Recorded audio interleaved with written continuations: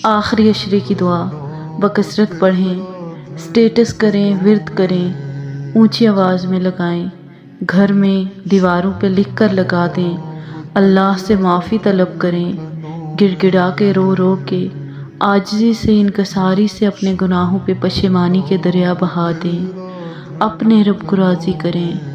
یہ موقع پتہ نہیں پھر کسے نصیب ہو۔ اللہ تبارک ہماری دعاؤں کو قبول فرمائے، آمین۔ وہ دعا یہ ہے: اللہم اجرنی من النار، اللہم اجرنی من النار۔ ترجمہ: اے میرے رب، مجھے جہنم کی آگ سے بچا لے، آمین۔